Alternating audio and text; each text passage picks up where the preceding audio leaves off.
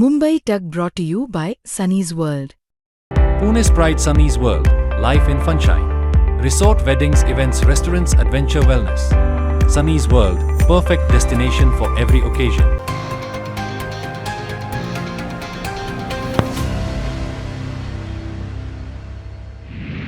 Petrol डिझेलचे दर वाढले आणि परत एकदा एनडीएच्या काळामध्ये नेमकं काय होतंय, यूपीएच्या काळात काय झालं, त्यातल्या दरांची तुलना, त्यावेळेसची आंतरराष्ट्रीय स्थिती, या सगळ्यांवरनं आरोप प्रत्यारोप व्हायला परत एकदा सुरुवात झाली आहे. पण या सगळ्यामध्ये जगभरात या युद्धाचा कसा हा नेमका परिणाम होतोय? जसं आपल्याकडे पेट्रोल डिझेलचे दर वाढलेले आहेत, तीच हालत जगभरात आहे का? आपल्याकडे जी परिस्थिती आहे आणि आपल्या शेजारची जी राष्ट्र आहेत तिथे नेमकी काय स्थिती आहे? आपल्या देशात पंतप्रधानांनी आवाहनं केलेली आहेत, मग इतर देशांमध्ये सुद्धा आवाहनं सुरू आहेत की तिथे तर थेट निर्बंध घालण्यात आलेले आहेत?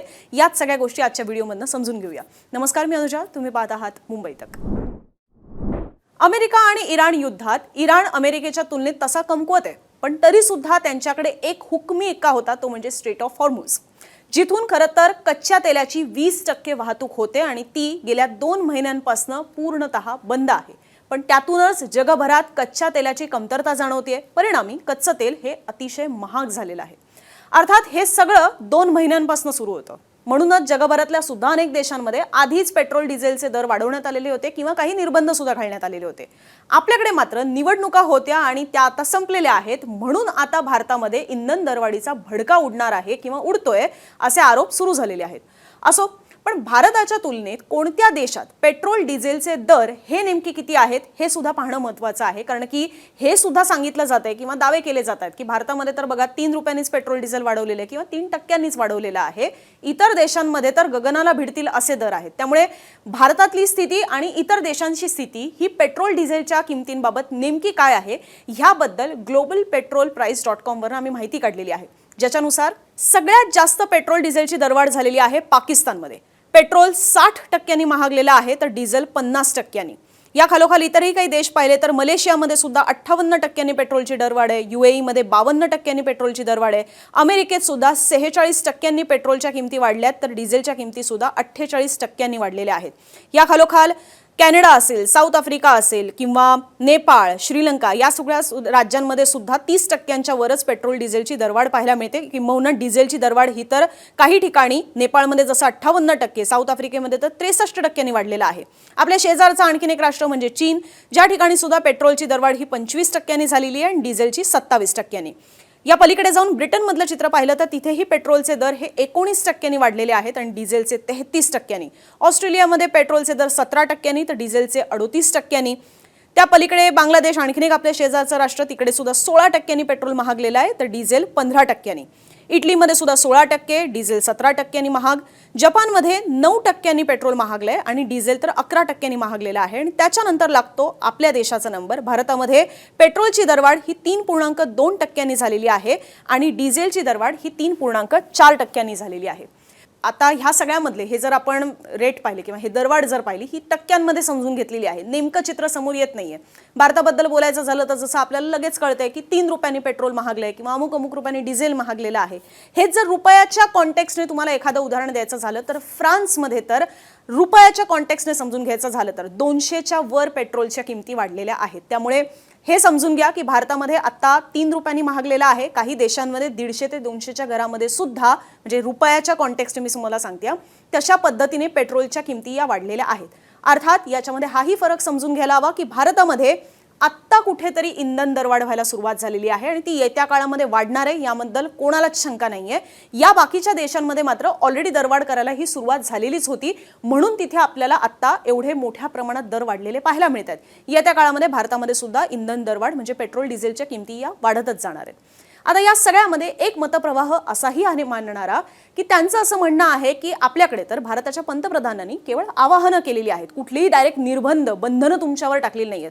बाकीच्या देशांमध्ये डोकवा, तिकडे तर अक्षरशः निर्बंध घालण्यात आलेले आहेत, मर्यादा घालण्यात आलेल्या आहेत तुमच्या दररोजच्या जगण्यामध्ये सुद्धा. त्यामुळेच आता हे सुद्धा समजून घेऊया की आपल्या आजूबाजूच्या देशांमध्ये नेमकी काय स्थिती आहे. कारण की बऱ्याचदा आपण पाकिस्तानबद्दल बोलत असतो, तर सुरुवात पाकिस्तानपासूनच करूया. पाकिस्तानमध्ये शाळा कॉलेजेस बंद करण्यात आलेली आहेत. 60% सरकारी गाड्यांच्या वापरावर सुद्धा मर्यादा आलेल्या आहेत आणि 50% सरकारी कर्मचाऱ्यांचं तर वर्क फ्रॉम होम सुरू आहे. या पलीकडे जाऊन आणखीन एक तेवढाच वादात असलेला आणि आपल्या शेजारचा देश म्हणजे बांगलादेश.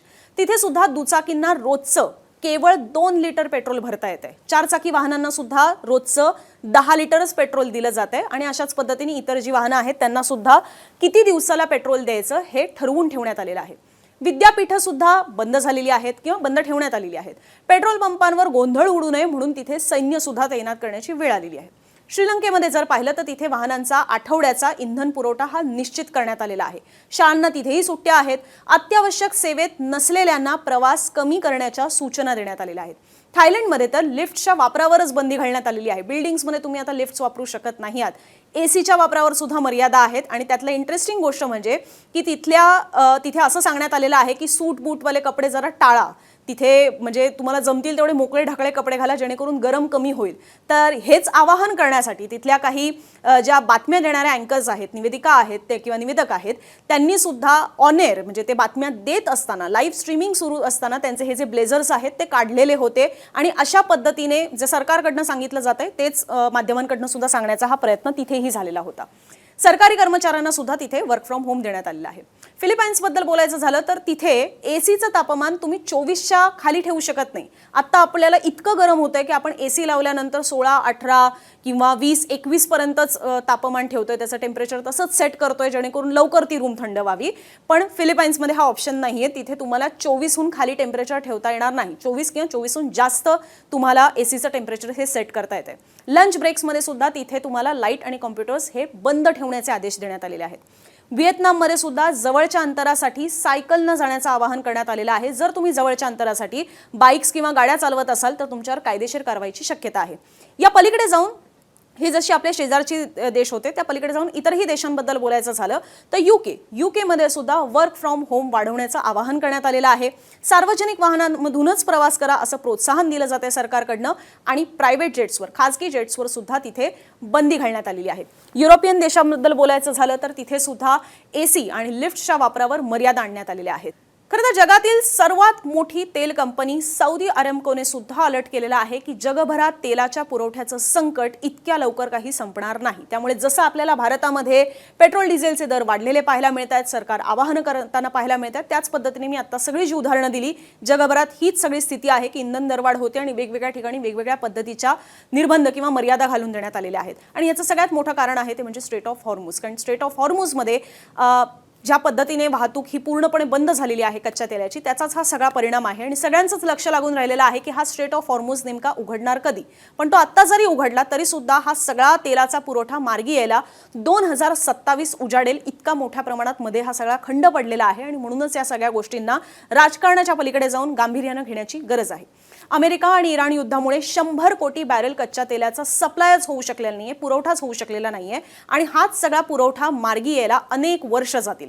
तेल निर्यात करणाऱ्या 12 देशांची मिळून एक ओपेक संघटना असते आणि या 12 देशांना ओपेक देश म्हणतात, ज्याच्यामध्ये Iran, Iraq, Kuwait, Libya, Nigeria, Saudi Arabia, Venezuela सारखे हे सगळे महत्त्वाचे देश येतात.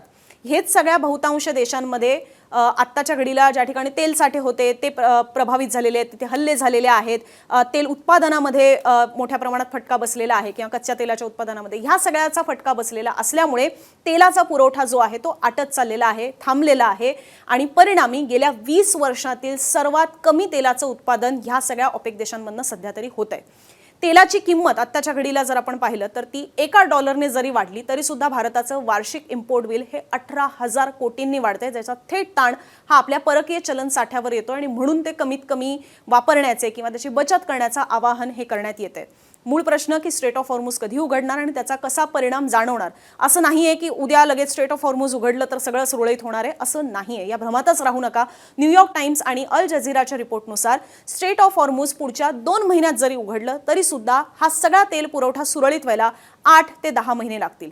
6 महिन्यात हे स्ट्रेट ऑफ हॉर्मुझ उघडलं तर 1.5 ते 2 वर्ष जातील आणि 1 वर्षाने जर हे स्ट्रेट ऑफ हॉर्मुझ उघडलं तर हा सगळा पुरवठा सुरळीत व्हायला तब्बल 3 वर्ष लागतील. इतकी ही सगळी गंभीर परिस्थिती आत्ताच्या घडीला आंतरराष्ट्रीय पातळीवर आहे आणि त्याच्यामुळे त्याच्या झळा ह्या आपल्याला आत्ता थेट जरी बसत नसल्या तरी त्या येत्या काळात किती गंभीर असतील हे त्यातनं दिसते. कारण की आत्ता सुद्धा अमेरिकेकडनं अजूनही इराणवर हल्ले करण्याचे म्हणजे ज्या पद्धतीने धमक्या ज्या आहेत त्या दिल्या जात आहेत. इराण कुठल्याही परिस्थितीमध्ये मागे यायला तयार नाही, कारण त्यांचं हेच म्हणणं आहे की एकतर आमच्यावर परत कधीही हल्ले होणार नाहीत याचं आश्वासन तुम्ही आम्हाला द्या आणि आत्ता झालेल्या सगळ्या युद्धामधला जे नुकसान आहे त्याची भरपाई करून द्या, जे अमेरिका करायला तयार नाही. त्यामुळे या दोन्ही देशांमध्ये अजिबात कुठल्याही पद्धतीने आपल्याला अंडरस्टँडिंग किंवा समजूतदारपणा हा पाहायला मिळत नाहीये आणि त्याची झळ ही केवळ या दोन देशांना नाही तर संपूर्ण जगाला बसतेय. त्यामुळेच जे भारतामध्ये घडतंय त्याबद्दल आपापल्या पद्धतीने नक्कीच विश्लेषण होऊ शकतं. अर्थतज्ञांचं सुद्धा विश्लेषण याबद्दल आहेच की काही गोष्टींमध्ये आपण चुकतोय आणि काही गोष्टी रुळावर यायला वेळ लागेल, खूप मोठ्या महागाईचं संकट आपल्याला सोसावं लागेल. पण काहीशी हीच परिस्थिती इतर देशांमध्ये सुद्धा होताना आपल्याला पाहायला मिळते, ज्याची उदाहरणं काही आत्ता मी तुमच्यासमोर सुद्धा ठेवली. तुम्हाला हा व्हिडिओ कसा वाटला, तुमचं या सगळ्या परिस्थितीवर नेमकं काय म्हणणं आहे, खाली कॉमेंट बॉक्समधून आमच्यापर्यंत नक्की पोहोचवा. आणि असेच दिवसभरातले माहितीपूर्ण व्हिडिओ समजून घेण्यासाठी मुंबई तकच्या YouTube चॅनलला सबस्क्राईब नक्की करा.